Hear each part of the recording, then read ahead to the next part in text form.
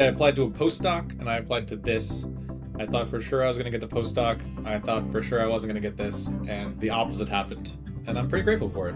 Data is data in terms of the tools that we use to analyze it. And so it's been actually really surprising how learning the scientific process or learning how to think through problems in grad school has been incredibly applicable to my job. It wasn't the easiest of times, and I was struggling emotionally, mentally, and definitely the global pandemic was happening. If you're struggling, talk about it. There are tangible resources that you can use to navigate difficult times.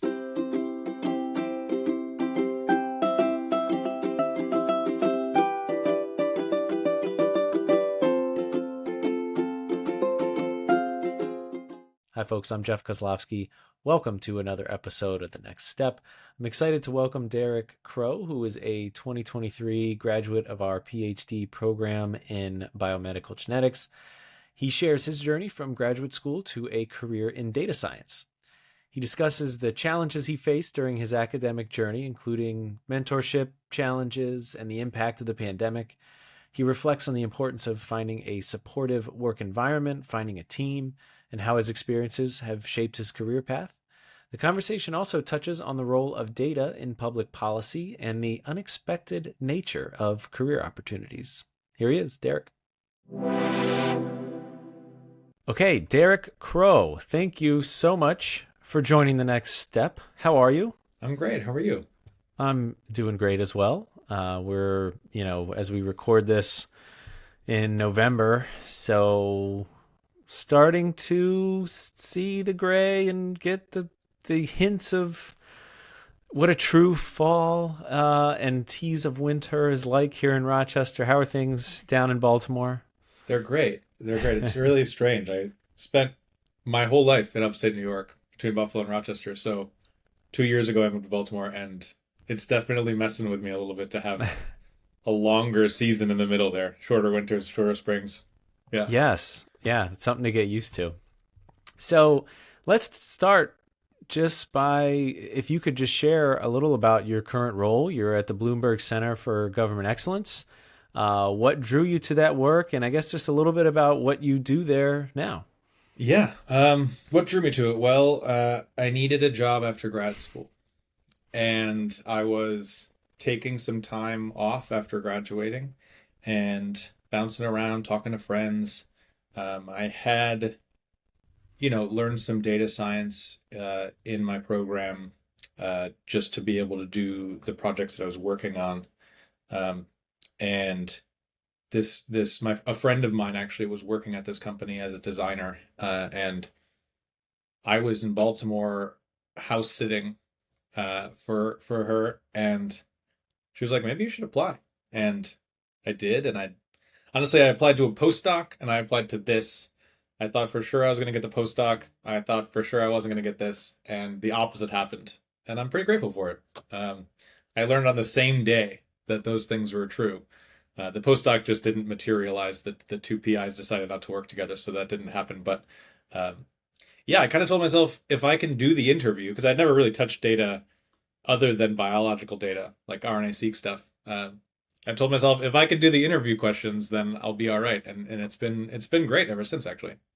That's so interesting. So we'll talk about that more, I think, in a little bit, but I'm sure people feel this all the time. Our trainees kind of jumping into the job market didn't feel qualified necessarily for the data science role, and was like, I got to apply to this postdoc because I'll get that, or, I should get that. But it's just crazy how stuff works out. Yeah, I think there is a sense that I had when I was in, grad school for so long, and what else can I do here was a big question. But I think data is data in terms of the tools that we use to analyze it. And so it's been actually really surprising how learning the scientific process or learning how to think through problems in grad school has been incredibly applicable to my job. I still think of myself as a scientist. I am a scientist. And I used to use the city as a way of making an analogy to the complexity of a cell when I was talking to people for Mm. fun. And so now it's kind of like cute and romantic that I actually work for cities and see some of that complexity. And I'm not sure that we've talked about exactly what my role is, but it is working with different cities and using data to help them make better policy choices or applied to a specific question. And I work with cities all around the world, so it's been it's been interesting to transition, but it is certainly still science, and um, the things that I learned in grad school were wildly applicable regardless of sort of like the specific field, I think. One thing I know that's hard is translating like how your graduate work, may not be directly applicable to a role, but it's all about then kind of being able to translate what you did and to what the role needs, and likely somewhere in there, like you said, data was data. And then so was that kind of part of prepping for the interview? Is like, well, I have this experience, but then I just need to be able to communicate it in a way that shows I'm qualified for this job.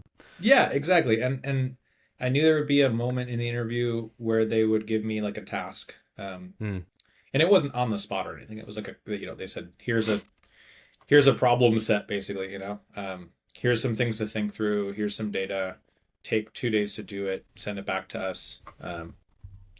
They said, don't spend more than 6 hours doing it, but I think I spent like 12. Um, in the end, I think part of it because I was interested, but part of it because it just took me a little bit longer to like acclimate to a new kind of thinking. But yeah, I think a myth that I may have bought into during grad school was that the stuff I was learning was just about biology, or that like Mm. these modes of thinking, um, learning assays, learning protocols, doing data analysis, like that, like it would be only applicable to being in a lab. And I think it's just really not the case. I think the kind of thinking that I learned and the type of things that I learned how to do are very separate, right? And I think that the I may not be doing Western blots on a day to day right now, but like the process of learning how to do them, how to troubleshoot them, like or you know the data analysis stuff that I've learned, like all of that stuff is actually very helpful. And even as being a person who has had the experience of thinking through those things, it turns out that also has been a useful skill that I didn't anticipate really until I was like, oh, this is a thing I've learned. Like it isn't the case that this is just a given.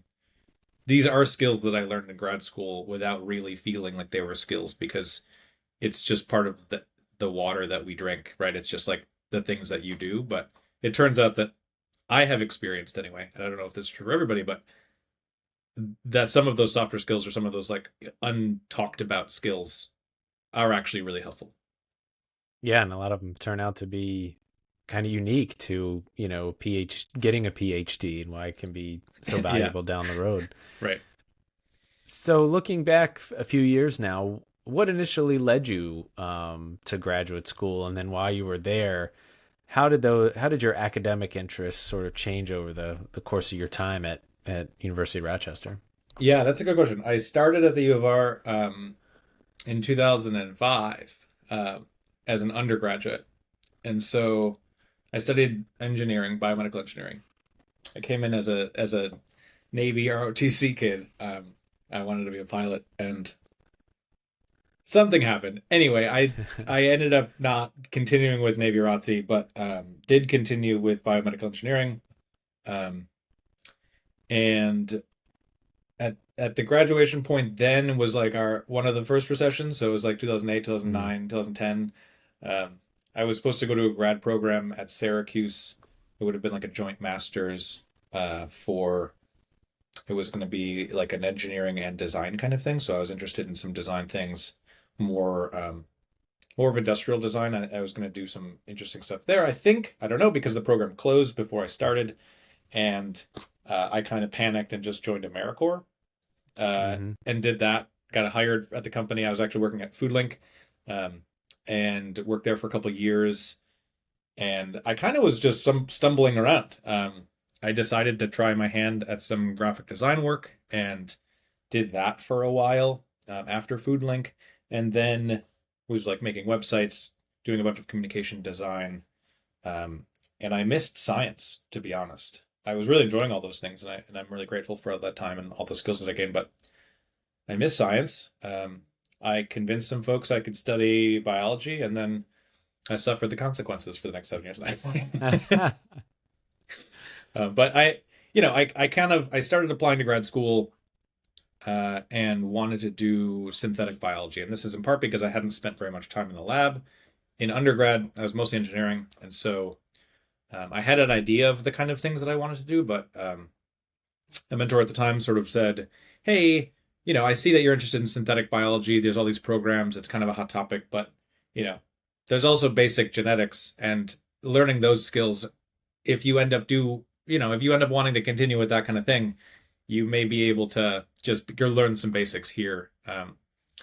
And so I did end up applying to the genetics program, the biomedical genetics program at URMC, and did get in. And then, the academics of it was absolutely amazing. I love biology. I love thinking about it. It's so crazy. Like, we're alive, and that's really weird. So thinking about that and learning about it was delightful for me. And I still think about it all the time. And I still think that I will probably make my way back to biology at some point. But I'm having a little detour right now in some civic tech spaces or some, data and policy spaces.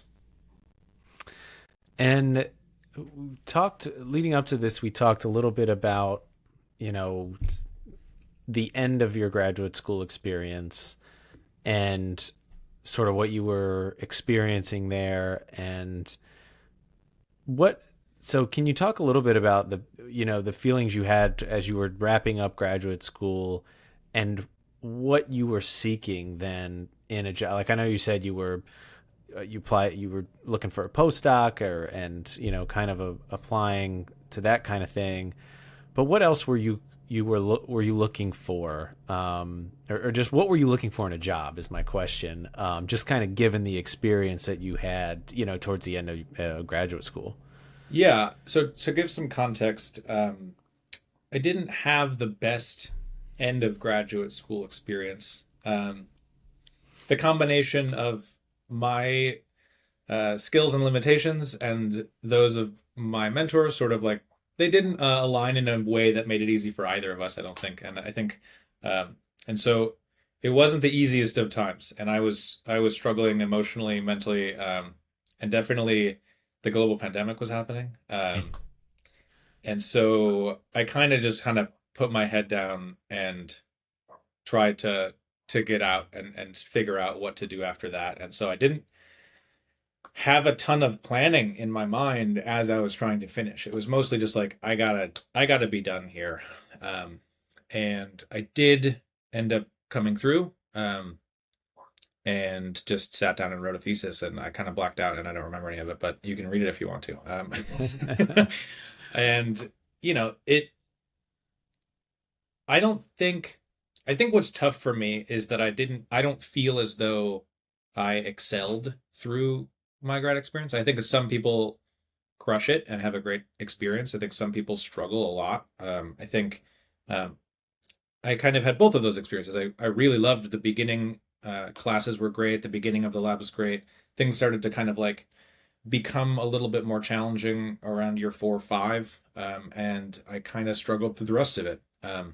Coming out, I think I knew emotionally the kind of things that I wanted to experience in a job.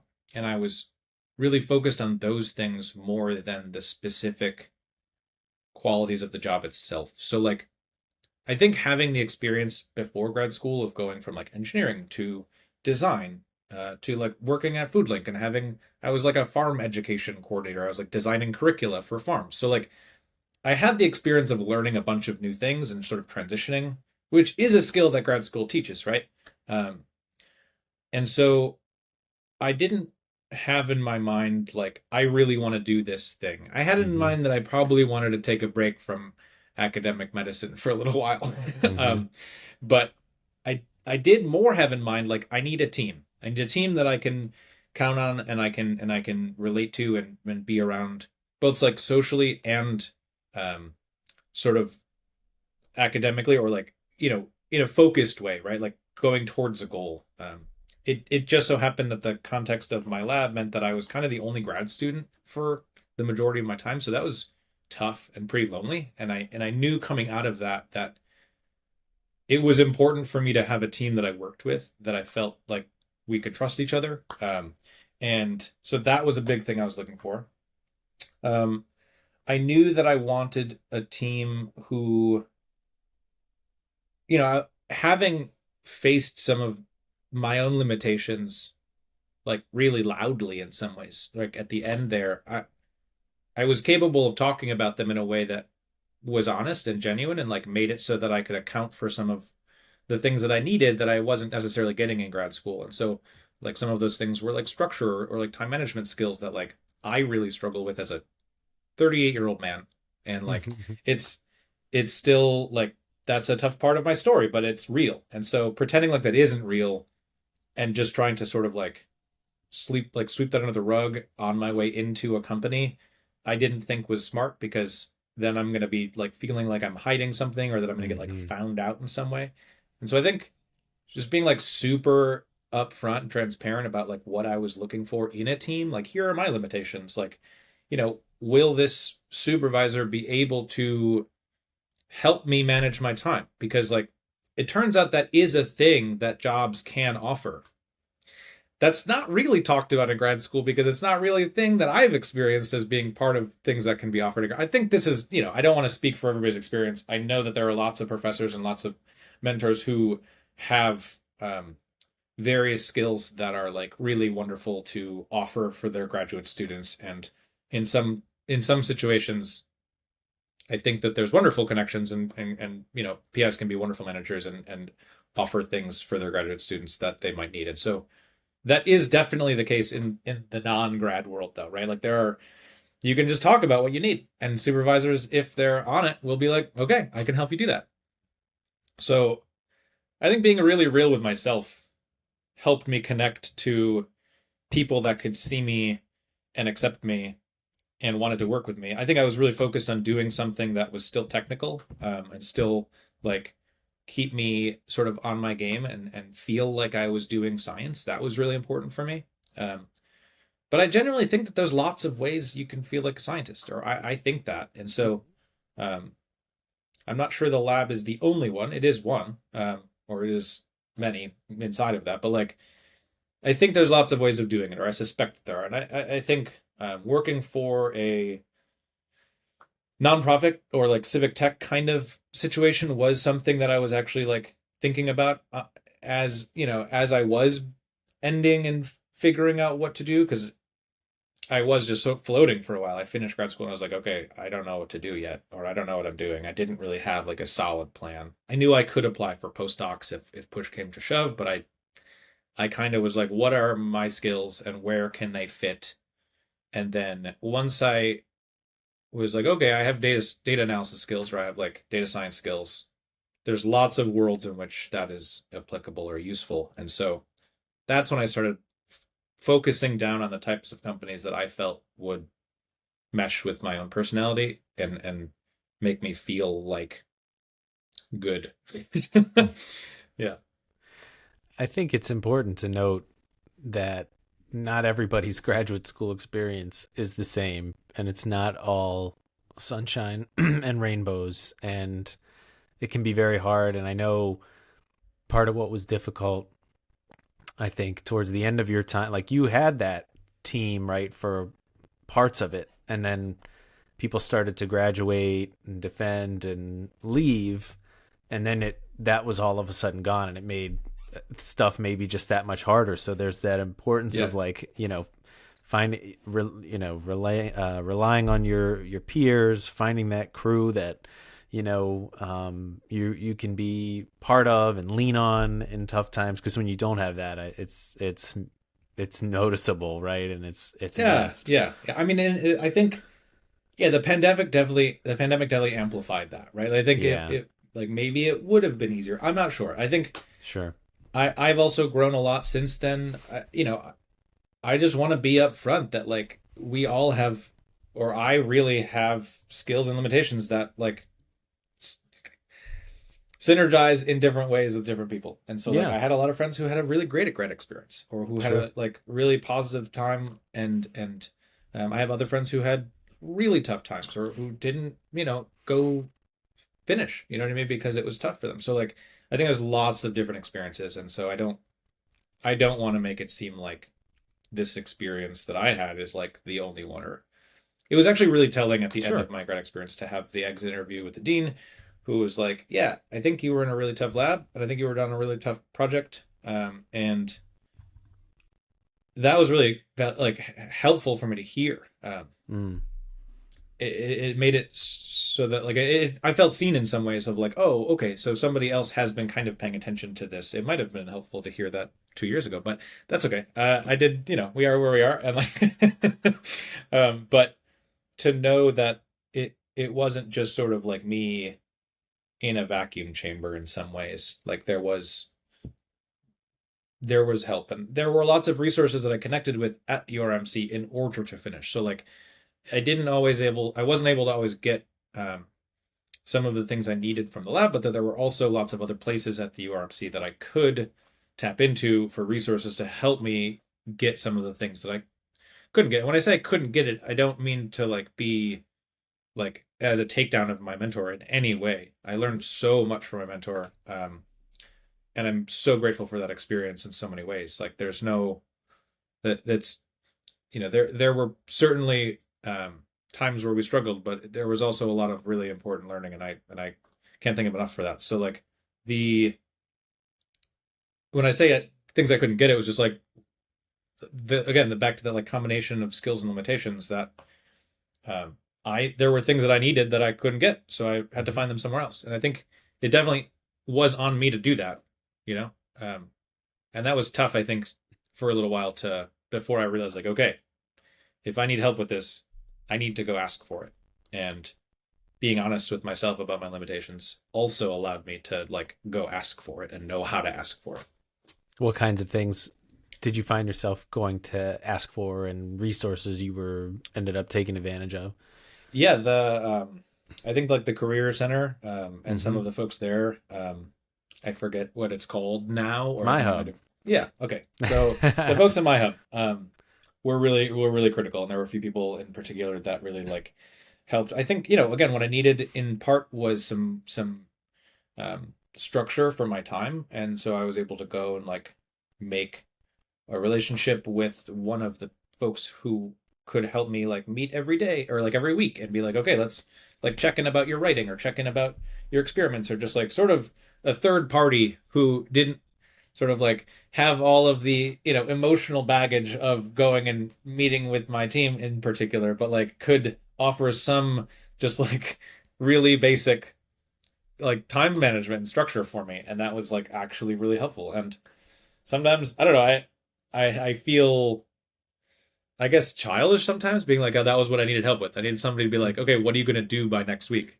But like that's where I was at, and so that was my reality, and I'm glad that I was able to find those resources.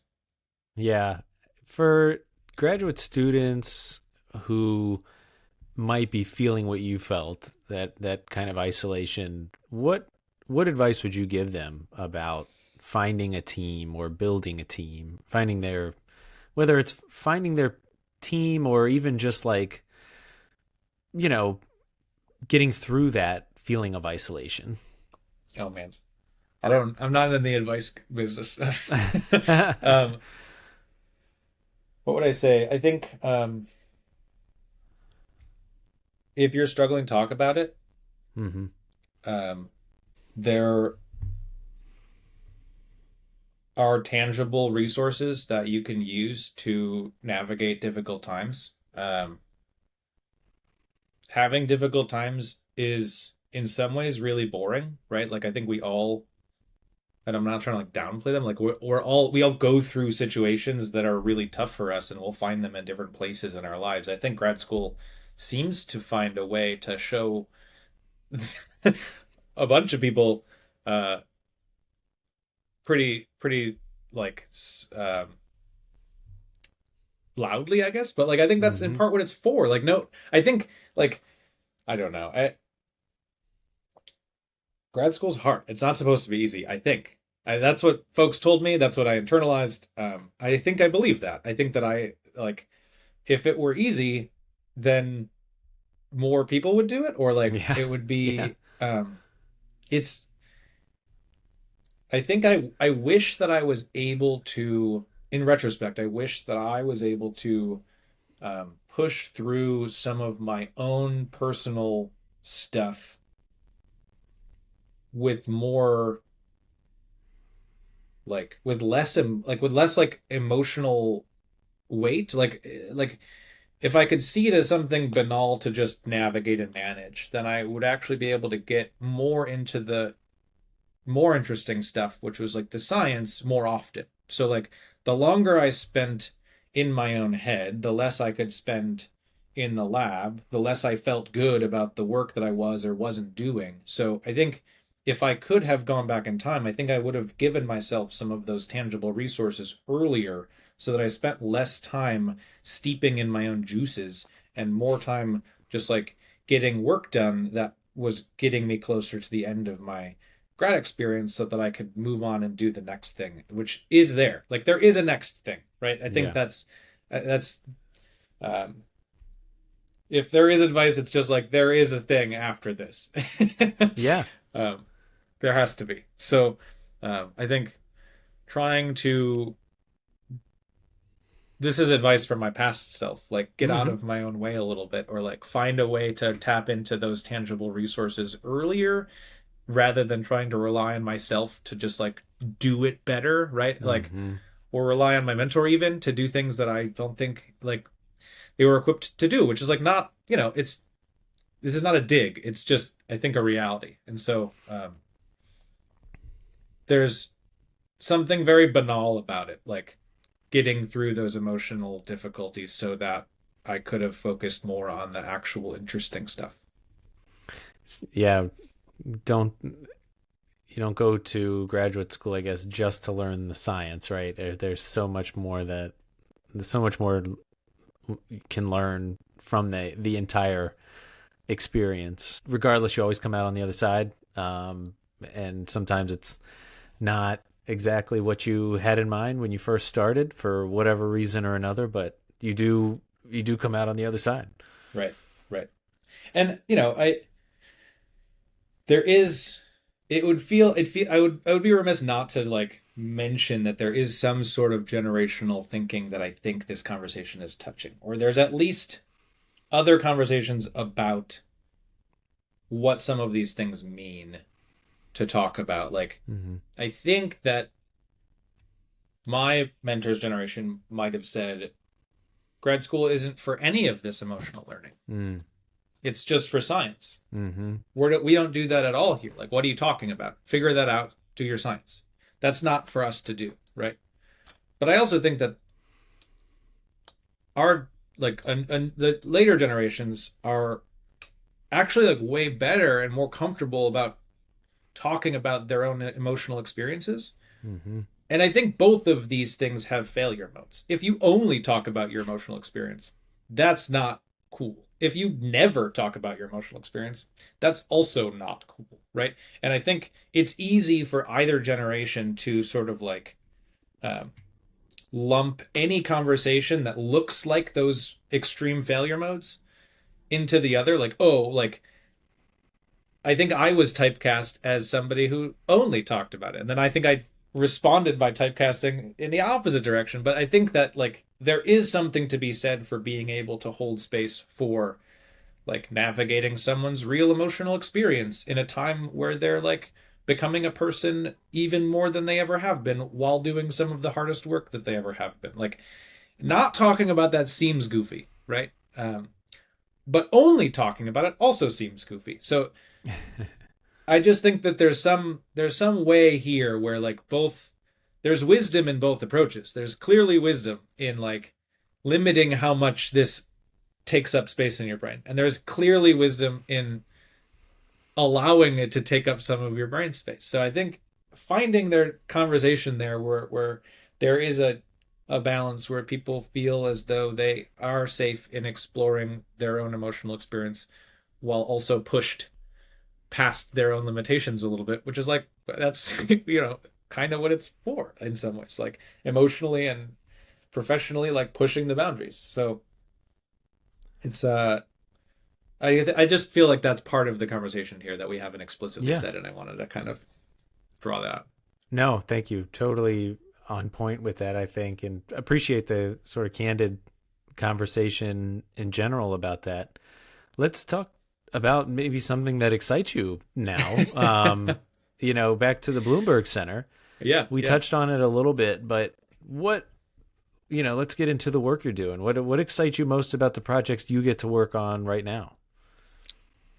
Yeah, that's a great question. So to give some context, this company is a nonprofit. It's called the Center for Government Excellence. It is a nonprofit center that is housed at Johns Hopkins, and it is Bloomberg funded. So that's why the Bloomberg names comes in there. So um, I am an employee of Johns Hopkins, technically, but I sort of just like work at a company that it's there is an office at Johns Hopkins, but it's not as though I have a staff card, but it's not like I'm.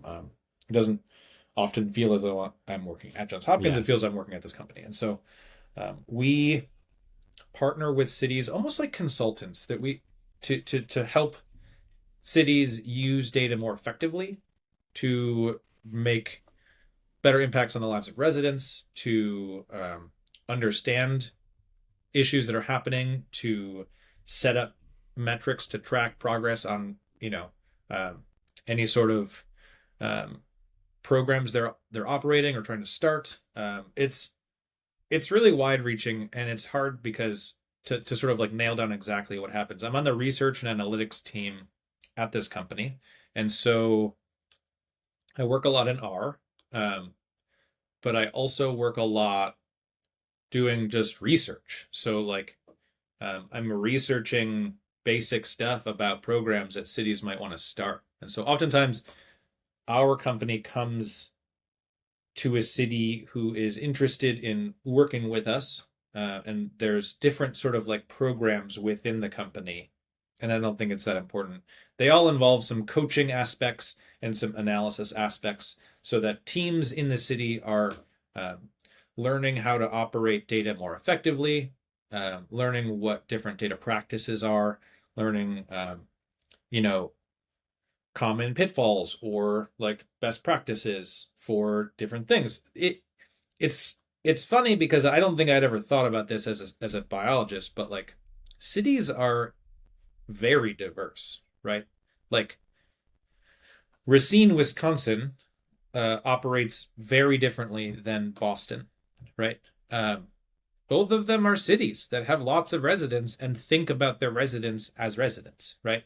Um, Green Bay, Wisconsin operates very differently than like Nairobi, Kenya, but they both have a lot of commonalities about how they're trying to deal with issues, and maybe the governance is slightly different between the cities. Maybe like the structure of um, the actual geography might be different, or the populations are different. But cities are generally trying to do good work for the people that live in them, and so um, it it was kind of surprising, I think, to be like, what can I add to that? I don't know anything about that. Like, there's no way I could like Yeah. help with that. But it turns out that cities are just in very different places with their data practices. So even having the experience of like understanding how to navigate working with RNA-seq data and like it was helpful, it turns out, to like it taught me a lot more than, somebody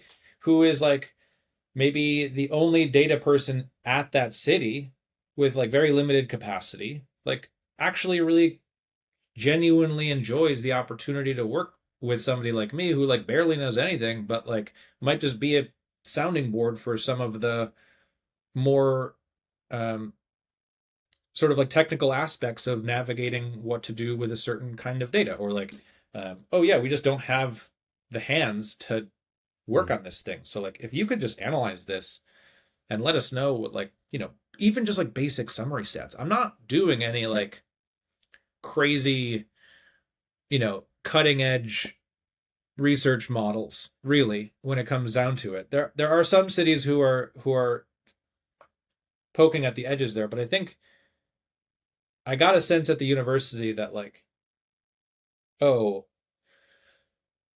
this is the edge, so like everyone must be at the edge. And I think that's not true. I think it's really the case that like the U of R or like other universities who are like R1 institutions are like actually they are at edges of a lot of things, and a lot of civic places are not, and like they can really benefit from any help, and you don't have to be like running the most novel, machine learning models to like be able to actually lend real help to many places who are just trying to do some basic stuff. So there's varied opportunities that I have to like maybe like I just met with the city of St. Louis today, and I'll be doing some like more interesting to me data analysis with them. But it's like a very short like I'm just being brought on as sort of like a support to a team that's already working, and it'll be like a 6 to 9 week interaction. And so it'll just be like fast. I'll help them set up some metrics and some indicators for some data that they have, help them think through what it's like to use these indicators moving forward. But like after that, I'll just be like, okay, good luck. And so I won't really touch data in the same way as I did when I worked, in Nairobi or Racine, where I was like really in the data with them, helping them think through like, okay, you have resources to try to figure out what's going on with your waste collection system. And it actually was waste collection in both Nairobi and Racine, Wisconsin. And obviously like very different sets of conditions and assumptions, and like waste collection operates completely differently, and turns out, in America and in Kenya. But like that was much more like, okay, let's look at the data. Let's like look at this. Let's like break it out by demographic. Let's like really get into the nitty gritty and like see what kind of thing we can learn about how your residents are behaving so that you can serve them better. And so like that was a 6 month process and involved a lot more like, okay, we have this data set, like actually what is the best way for me to visualize this? Because I could do it 10 different ways, but I have to think about my audience. I'm communicating with person A, B, and C at this city who I know something about because I've been in meetings with them. I think if I do it this way, like there's strategic communication stuff too, which also happens to be something that happens in grad school a lot, where like, okay, you're communicating with, either like your floor or your like journal club or your class or your lab group. Like there's different audiences that you're always sort of like tailoring your story to, and it might require that you do a different visualization for a different audience because it's going to hit different, or it's going to land different, or they have some assumption that a different one doesn't. So like that's been fun to be like, oh, I'm just like in grad school doing visualizations with data, and like and that was a real love of mine in grad school, was the data visualization and communication element. So like I still get to do that, and it's still like that's when I feel most like a scientist, where I'm like, oh, okay, like I'm carefully presenting something I learned from data to somebody who will be able to make a choice about what to do with it. Like, yeah, that's what I did in grad school, right? Like I got data. I was the one who was making a choice about it, but it was still like you have to convince yourself about something, or you have to communicate that to your lab or whatever. So a lot of those really like skills that you don't think you're learning are actually the things that you're, for me anyway, I should say that I didn't think I was learning. Like I was really like, oh wow, these are things that matter a lot in this world. that's great. Yeah, I know. Like I hear data science, and I think like spreadsheets and analyzing those and whatnot. Yeah. But there's so much more to your role. Like you said, there's the communication. Sounds like you're doing some relationship building. You're visualizing For sure. stuff to make it make sense. So many things come into play with that role, and like you said, hopefully skills that were that were partially learned, at least during the graduate school experience. As we get ready to wrap up here, what's it sounds like this, you're in a great spot. Any areas you're eager to continue to grow into, or anything in particular? I know like you went back to grad school because you missed like quote unquote science. Yeah. Do you still have that itch, or are you just like, are there other things you're looking to kind of focus on? What's next? one of my friends, Alyssa's, who I met in grad school, always sort of like reminds me that like I can't escape being a scientist, like that I am a scientist, and like that actually feels really good. And Yeah.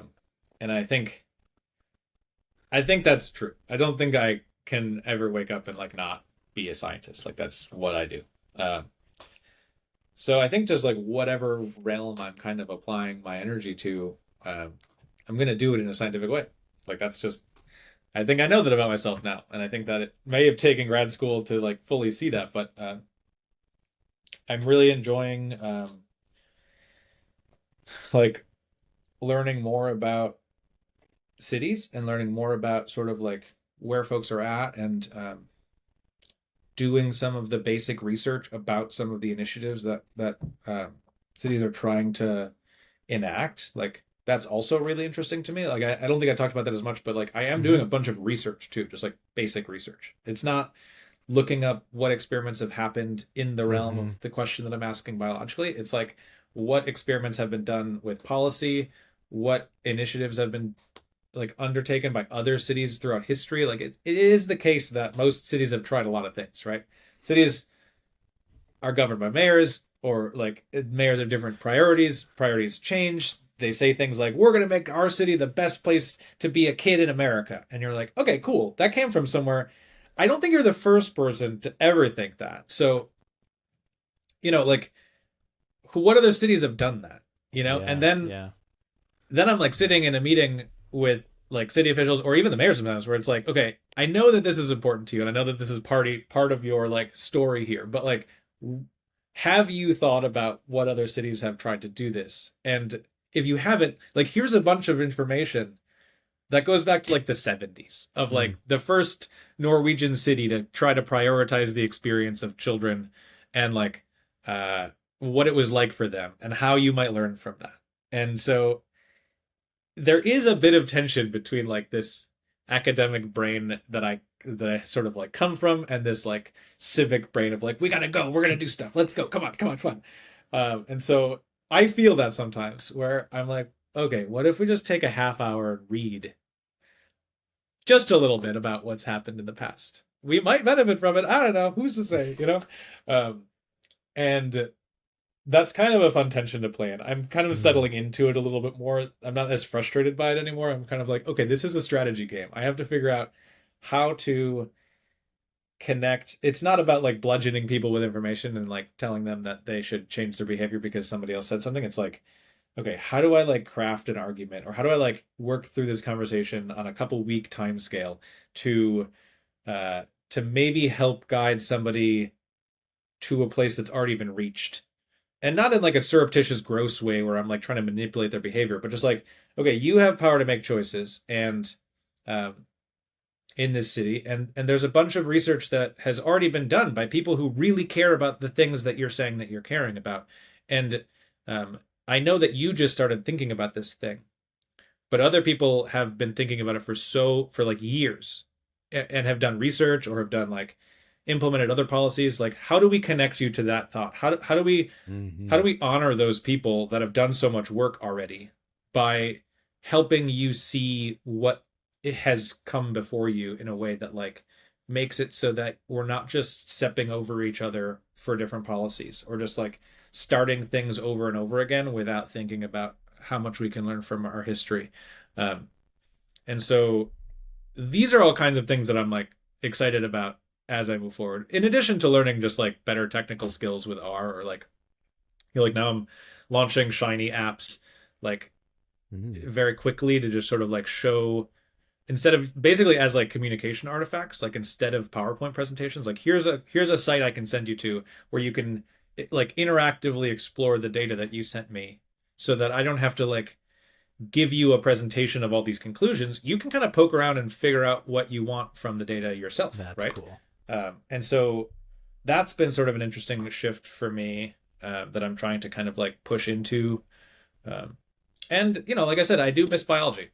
So I have a deep love for biology, and I miss thinking about how weird it is to be alive. So I am still thinking about how weird it is to be alive in a city, but I kind of want to go back into the cells. So we'll see. Eventually, I think I'll make my way back. But yeah, Well, Derek, this has been awesome. I've learned a ton about data science and not only what that job could mean, but like how it can intersect with public policy and creating Totally. social impact. Super cool.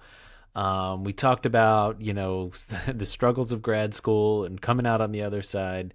If trainees or anybody wants to connect with you, is there a good place to do that? If they want Oh to yeah, for learn more sure. about you and your work, can they connect with you?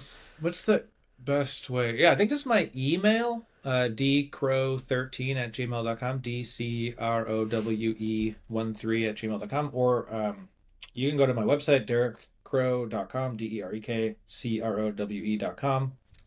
No, .net. Sorry, it's .net. I think derekcrowe.com is a photographer. Oh, got to it before um, you. but what else? I don't really. Yeah, I think email is probably the best. That's All probably the right. best. Well, thank you again for your time, Derek. This was great. It's been a pleasure having you on. Thank you so much for having me on and asking questions. And it was a pleasure to be able to kind of like think through some of those things again. So thanks so much for having me. Thanks so much for tuning in to the latest episode of the Next Step podcast. If you liked what you heard, please share with other members of the University of Rochester community or anyone you think could benefit from these career stories. And we wish you nothing but the best in your own career journey. Until next time.